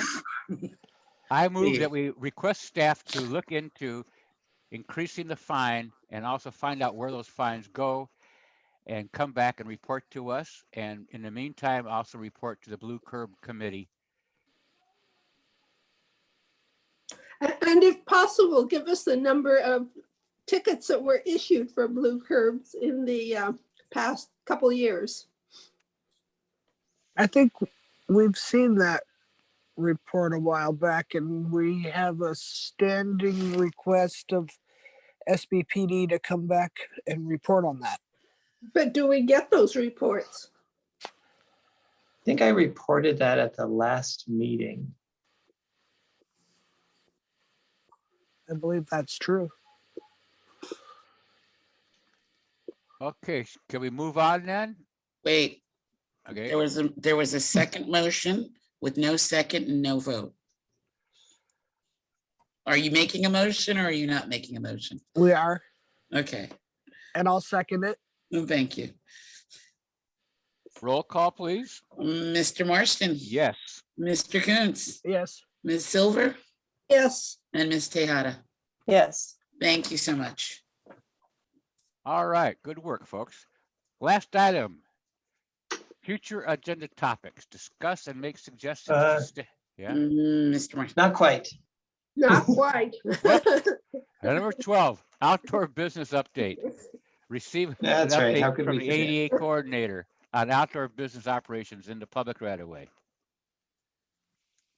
Okay, thank you. This is almost the last item here. And I believe I do have, that we have Brian Bossy logged in as well, although Raquel and Sarita, he may be showing up with under my name because I sent him the link that I had.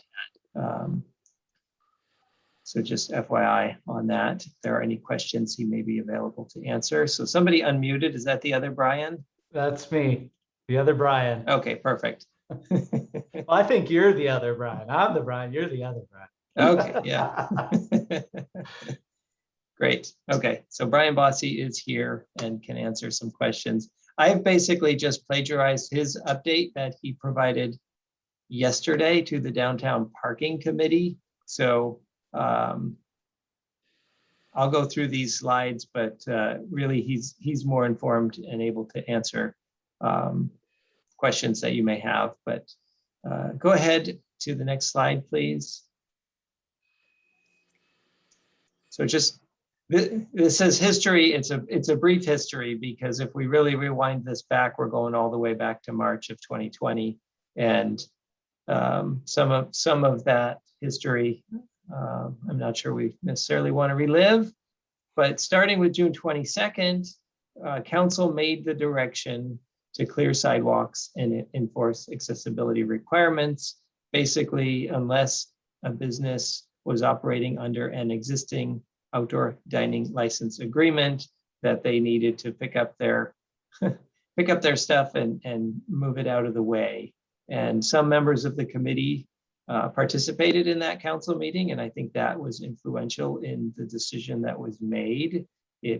That was staff's recommendation, so we were thankful that council did go in that direction. And a lot of work took place in the ensuing couple of weeks. We kind of gave a grace period to get the sidewalks cleared out in front of their business. So we gave them a couple of weeks to do that. There was a lot of outreach and notification that took place. There were a lot of additional staff that got pulled in as well. And that, I think, was one of the keys in this being largely a successful effort. The deadline was July 9th to clear, and enforcement began shortly thereafter on July 12th. Next slide. So going back to this outdoor dining license agreement program, one of the key goals in the program has always been to ensure accessibility. I think it's been a program that I think from a sidewalk perspective has been successful when looking at accessibility. Within the dining areas, there have been challenges in the past because with anything that's movable, the spaces were not always fully accessible. We're aware of that with this program, and there's still some lingering issues as we go back to the old program that we know we're going to have to chase down. But there's a process for this, which we didn't really have when we went into the emergency ordinance and just allowed people to go in and do not whatever they wanted, but they were able to to build it, take a picture of it, and then submit it. It was all kind of after the fact, and we saw the complications that came from that. But with the outdoor dining program, there's a process where you submit, staff reviews it, there's standards that have to be followed. And so it's just a lot more organized. And fees continue to be waived. Just I think that's been a token to the businesses for a while now. I just wanted to highlight that. Next slide. So these correction notices, that's when these inspections have taken place, they receive this correction notice. There's kind of a funny example here. It's not a real one, but it calls out the specific violation, and there's citation that's issued, and there's fines associated with it. And it's, you know, there's one for first day, second day, and then each subsequent day, which requires an inspection each day. But all that means is somebody from staff needs to go and take a picture, document that there's still a violation, and those fines would continue to mount. And if still nothing is done, if somebody says, I don't care, I'm just going to ignore it, you know, it reaches this point where civil or criminal penalties could actually follow. We hope it never gets to that place, but those are the steps that take place. Next slide, please. So status of enforcement, 162 businesses were inspected, and you can see a pretty big percentage received correction notices. But I think the good news on this was roughly 90% of the businesses came into compliance relatively quickly. And I think we're at, it says approximately 7 businesses remain in violation. I think the number is always going to be approximate because things can still move around so easily. And you know, nighttime and weekends can look different than afternoons, but we're trying to be out there at all hours and see where the violations are when they're taking place. Next slide. Now, these are just some visuals. I'll describe what's here. This is the 400 block of State Street. I think the 400 block in particular was, at least from an aesthetic standpoint, problematic, but as well from an accessibility standpoint, just the narrowing of the sidewalk on a very busy corridor. So pictured here, you can see one of these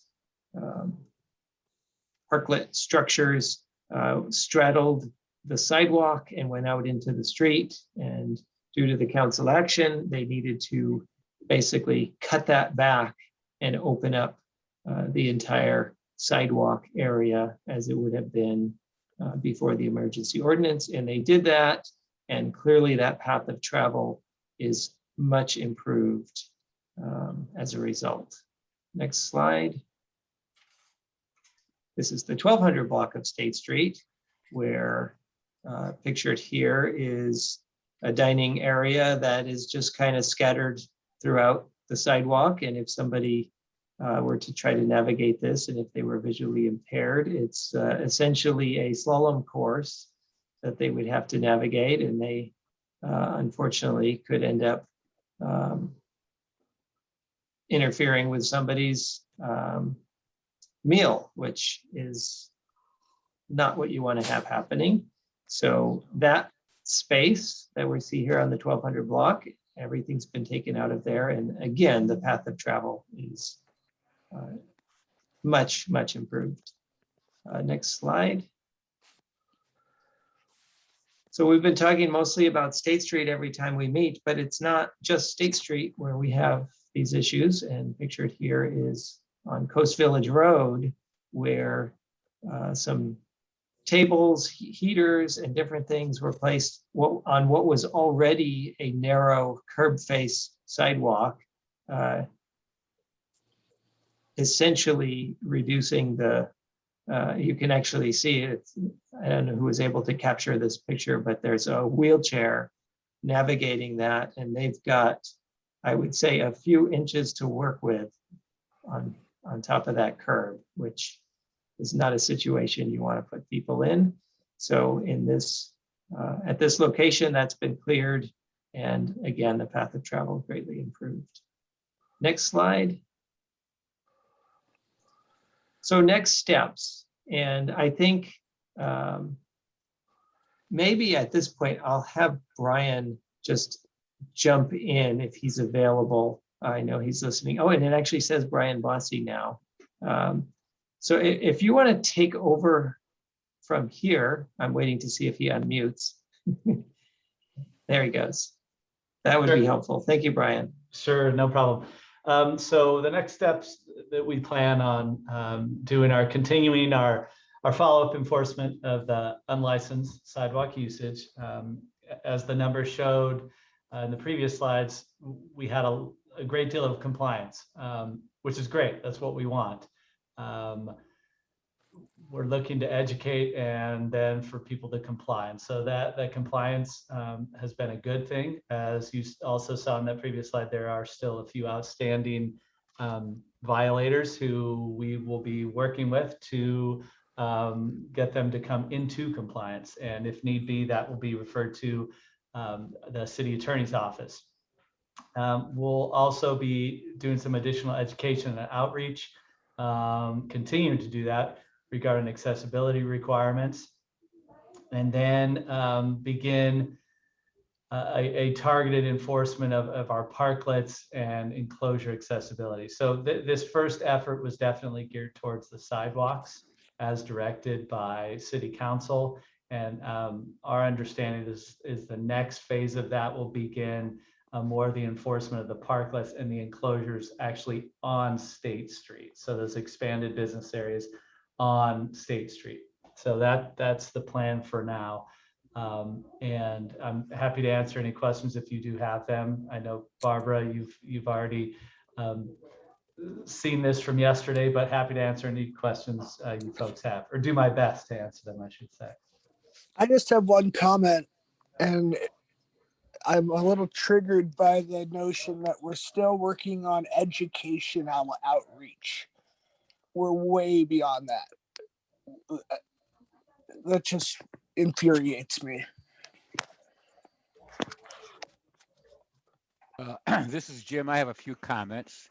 I brought this up oftentimes that these restaurants got a lot of free real estate, and all they had to do was follow some simple guidelines, which many of them did not do. And there was lax enforcement, and I understand things have changed. But I just heard the guy from the bikes group, French, I think his name is, saying there was tens of thousands of square foot of new retail space in Santa Barbara because of these rules. And yet somehow the people don't enforce what's going on. So my questions are twofold here for Brian. And first of all, thanks for all you're doing. I know it's a new job for you. Number one, we hear about fines, okay, but I don't know if anything's been collected yet. So just because you tell me I owe $10,000 and I don't do anything, where is the enforcement? Where's the civil going to come from? You said eventually the attorney might get involved, but when will that happen? When will these people have to actually pay out of pocket? And I remember when the scooters were dumped on the streets a few years ago, and Public Works just went out and picked them up and put them in their lot or in the garage. But somehow we can't pick up a person's table or chairs. So, Brian, I'd like to know, it's one thing to give a guy a fine on paper, but there seems to be still no real enforcement of those fines. And these scufflaws, like I just went by Chase a couple of days ago, and they had, I think, 10 or 11 tables inside. They've got probably 25 or 30 outside. So they've doubled or tripled their seating capacity, and they're still complaining that they need this to make money. So I'll stop and just say, can you talk a bit more about when the fines are going to be actually collected and when we will have true enforcement or confiscation? Thank you. Sure. Mr. Marston, fines are already being collected. We had to set up an accounting structure. And so we have been receiving payments on those fines already. So it's already happening. Okay. Oh, don't- that's really interesting to know. And my other question was, since people are being encouraged to apply for permits, are any of those that are unpermitted and flagrantly out there applying for permits and just waiting for them to come through?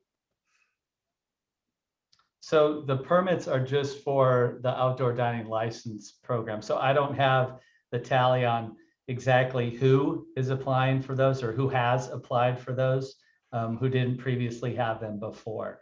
Because I can see that some people might be leaving their stuff on the sidewalk because they're expecting their permit to come through momentarily. If that's the case, they would be, and they did have stuff on the sidewalk, it would have to be in the form that they submitted, meaning it would have to already be, how should I say this, already be in compliance with the outdoor dining license agreement program, meaning 8 feet of clearance between the edge of that dining space and the nearest obstruction. Okay, so that the flagrant things that are out there are now being fined. Yes, that's correct. And Brian, are they actually paying the flagrant people? Are they actually paying the fine? We have had a number of folks who were fined. Yes, they've been paying. I can't tell you exactly who. Was it Chase? Was it this? Was it that? I don't have that Okay. information in front of me, but we have been receiving payments on fines for the last couple of weeks. Brian, this is Suzanne Tejada. You had talked about the parklets being the next phase of, enforcement or inspection, and that's on State Street. What about the parklets that are not on State Street? So this entire program is not just State Street. Okay. What Brian just discussed in the PowerPoint, it's everywhere. So what It's we everywhere. did was Sarah Clark worked with a number of other folks, and we split everybody up throughout the city to enforce the ADA and the clearing of the sidewalks. So we had Sarah Clark leading the charge. We had Roy Florney from our office at Downtown Parking, Michael Clunan, who heads up the Outdoor Dining License Agreement Program. We were also able to get on loan Sue Sadler, Kathy Paré, who are already working enforcement in different aspects. And so they've been a wonderful help to us, as has Steve Sisler, who's also in Downtown Parking. So we were able to recruit some other folks to help us with this important effort, but it's everywhere. It's the Mesa, it's uptown, it's downtown, it's the Funk Zone, it's the waterfront, it's all over. Okay, thank you very much, Brian. You're welcome. Brian, I want to point out again, I've tried for a year to get people to include in the guidelines the diagrams from ADA and CBC about what an accessible table is. And it just irks me so much to see that people are putting stickers on tables that aren't accessible. And also many places don't even have an accessible table. So I don't know if your enforcement people don't understand what an accessible table is, but when they have legs coming out from the bottom, what do we call it? The tube that holds the table up. Many of them have 4 legs on the bottom for stability. Those are not accessible. And so I don't see anyone being targeted for the accessible table. And I hope that you can get that diagram and make sure your people in enforcement understand what is really an accessible table that's required. And so can you promise to actually try to look at accessible tables and tell your people that also even the ambassadors need to be trained on what to look for? I was told yesterday when I listened that the ambassadors could turn in people to their bosses, not to do any ticketing themselves, but they need to know what is an accessible table. So can we at least try to put more emphasis on that when you go to the parklet side of this whole enforcement? Mr. Marston, that'll be a discussion we'll have to have with staff, because as you mentioned back at the June 22nd City Council meeting, these are downtown parking staff members. They're not trained in enforcement. They're not Casp certified. Right. So we are going extremely outside of our wheelhouse to try and perform the enforcement that we have done. So I think what you're discussing is more of a formal process where we have a Casp certified or other trained personnel to do just that. I do think it's important. Obviously, it's important. I think with the outdoor dining license program, that is part of the submittal package. They have to show ADA tables and accommodations and things like that. So my understanding is that is enforced, but as you know, you can submit something and somebody can come out and look at how the site is and it meets the requirements, and the inspector turns away and walks back to the office, and next thing you know, that night the ADA table is gone and Yep. 3 other tables are put in. So it's going to be a constant battle, as you know. That's why you folks do what you do, and that's why we're here today. So it's something that we will strive to do our best with and make it happen as best we can. Thank you for that. I have one other question. I know that Public Works is actually processing these. They're not permits, right? They're licenses to have sidewalk dining. But from what I understand, the enforcement of that goes back to downtown parking, which, as you said, is not an enforcement agency. And they're always saying we're here to do customer service. Yeah, that's not, so we don't enforce outdoor dining, downtown parking. That enforcement comes from Michael Clunan and the folks he works with at the Outdoor Dining License Agreement Program. Okay, so anyone who has the permit or license is going to be enforced by Public Works. Is that correct? Yes. That's good to hear. That's my understanding. Yeah. I mean, we're all Public Works. I think you're just saying more that the Public Works at 630 Garden versus downtown parking. Right. Public Works. Yeah. Okay. Yeah. That's always been part of the confusion when this committee talks to people as to who's on first and who are the people. So it's helpful to have the names of the people who are actually doing these things. And that brings up, I hope, my final question. We still don't have the name of one person where complaints could be issued and processed. It's hard just to write to a department. So is there someone yet who can take these complaints and keep a list, a transparent list? Of like sidewalk obstructions and things like that? Where are you sending them now? I think what we've done is we do have an email that you can send issues to. The reason we did that, and it's not a person, is because, well, let's say for the last week you sent something to Sarah Clark. Well, she's out of the office. That's not going to help you. Prior to that, hey, I'm going to send it to Brian Bossy. Well, I was out of the office. So when you send it to a particular person, that's kind of the issue with that. So what we did is, I think it's operations. It escapes me right now because I haven't been complaining against my own staff recently. But we do have an email, and it is checked. Excuse me, it is checked multiple times a day. That's part of what we're doing, just to make sure that we're getting these emails and responding to them accordingly. Okay, can one of the two Brians just make sure that we have that email address? Sure. Brian D'Amore, did we discuss, I thought we did, about a form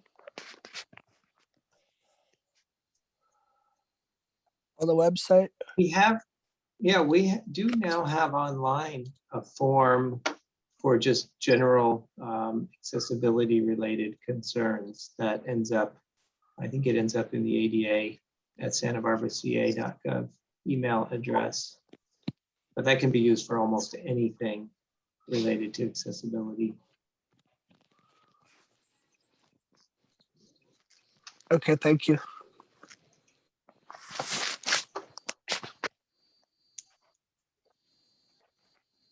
Yeah, actually, that what I was talking about, that form, if you just go to the city's main website, on the top ribbon, it says government. The first thing listed, I would like to think because it's most important, but I think it's alphabetical. The first thing listed is accessibility. And then the second thing that comes up when you hover over accessibility is, it says accessibility inquiries / barrier removal requests. So that's a web-based form that I believe you can even attach a file to. Yes, you can, and submit it. And who does that go to, Brian? It goes to the ADA at santabarbaraca.gov email address with which okay. both Sarita and I monitor.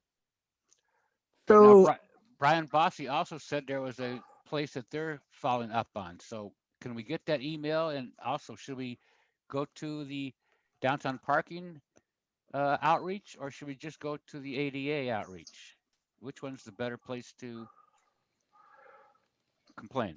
I think My if thought- it's specific, go ahead, Brian. Yeah, I think you're on the right track, Brian. I think if it's just specific ADA, get the ADA line. And if it's related to downtown parking, Brian and Sarita will forward that to us. Right. Okay. That's kind of my thought. If you can target it more instead of diluting it, if you can send it to that, Brian and Sarita will get it to us. We work very closely on a daily Okay. basis. So that'd probably be your best bet. Thank you.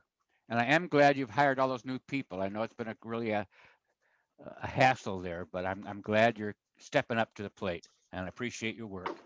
Oh, thank you. No, I appreciate the work you folks do. It's not easy, and we're doing what we can to make a positive difference. So thank you. so one last comment from me. Rob Dayton was all about more carrot, less stick. I would like to hear more stick, less carrot.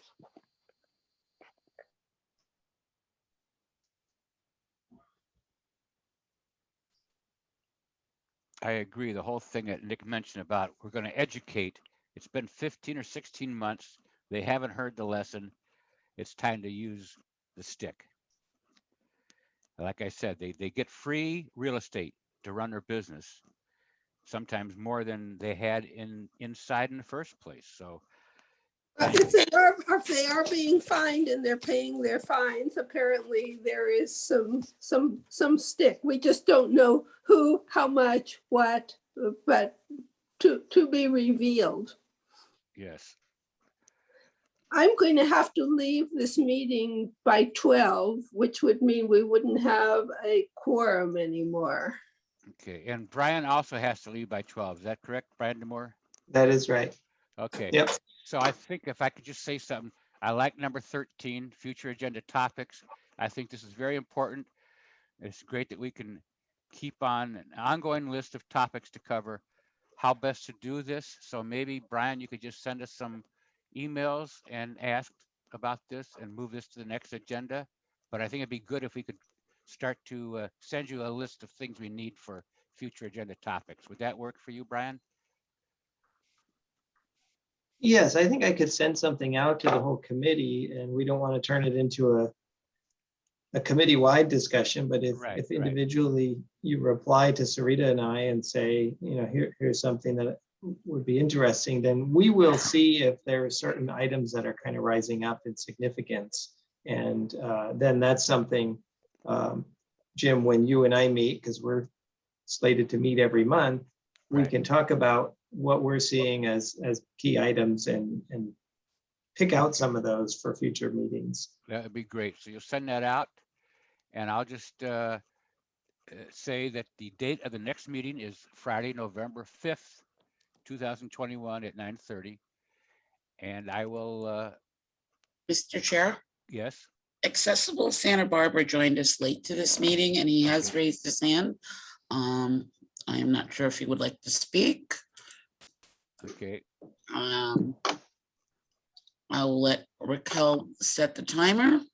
We have exactly 5 minutes, so Accessible Santa Barbara, you may speak. Hello, and I apologize. This is Will Railing for Accessible Santa Barbara, and I have a possibly a poor connection and a lot of background noise. So let me just ask you at the outset, before I go any further, if you can hear me clearly. We can hear you. Yes. Okay, all right. I apologize for the background noise.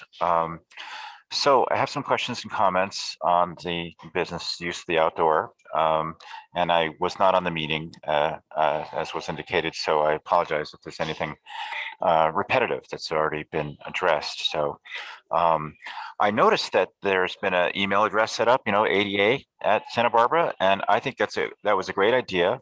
And I'm wondering if Brian can mention who's handling that, because that's could be a real clearinghouse for any sort of concern, including the outdoor dining. I think that would be a better repository than people in the public trying to figure out who in downtown parking to contact, etc.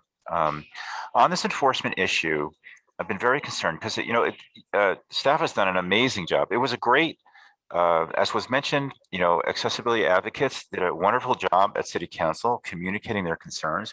City Council was wonderfully responsive in ordering the sidewalks cleared, right? And it's such a success story because it's not just for accessibility, but for all pedestrians. It's so much better. And the before and after pictures really capture that. There's been a lot of hard work involved. So it's really troubling to have a few people, businesses really thumbing their noses. The place in front of La Arcada, Mitza, the Chase restaurant. And there's a couple of ramifications here. One is businesses stepped up and did the right thing in compliance with, council. They're paying a price for that. They have fewer tables now, and they look at this Mitza, they look at Chase restaurant getting away. It appears to be getting away. I know you're saying they're not, but it looks like they're getting away with still having their tables and chairs out. And the people that obey the law start to feel like chumps, right? And I just, I'm wondering why a court process is required to enforce on those tables and chairs. It's the public right of way. It's owned by the city. There's no program allowing people to just take over public sidewalk. If I take a dog enclosure and go set it up, set myself up a little 8-foot by 8-foot square on State Street tomorrow, and I don't want to give out literature or proselytize or sell or whatever, it would get taken away immediately. So I don't really understand why there's this need to go to court to take away furniture that people illegally put in the public right away. So on the sidewalk dining program, I think that it's really, let's keep in mind, there was an existing program with something like 39 or 42 agreements, right? Now that program never complied with ADA Title II, okay? I think staff in Public Works did a good job in the process of trying to verify that sufficient sidewalk would be preserved for pedestrians, but it was never really on the radar, the legal requirement that every one of these public outdoor dining spaces needs to have an accessible table. And so, if we went right now to the 40 or so existing pre-COVID outdoor dining areas, very few of them right now have an accessible dining table. So there needs to be better enforcement. And then in the revived permitting process, there needs to be some rigor in terms of having part of the application be indicating where the accessible table is going to be, so that it can be easily checked. And lastly, on the whole future of enforcement, I appreciate all the hard work that's being done by Brian Bossy and the downtown parking staff, and having to sort of cobble together staffing to scour the city and inspect these things. I do think it's unfortunate to have the license issuance done from Public Works Engineering, with the enforcement then being done by downtown parking. I'd love to see the enforcement done also by Public Works Engineering, which is under Brian DeMore, and that just seems more efficient of a process going forward. Thank you, Mr. Reilly. Thank I you. want to be respectful of the hard stop commitments, but I agree with Mr. Railing. I shared that with council and city administrative staff that downtown parking is not the right group for enforcement, in my opinion. That said, I think we need to adjourn. Thank you, everybody. That was a great meeting, and I will call this meeting adjourned. Thank you so much for all your time and energy. Thank you, everyone. Bye-bye. Thank you. Thank you. Thank you. Stop recording.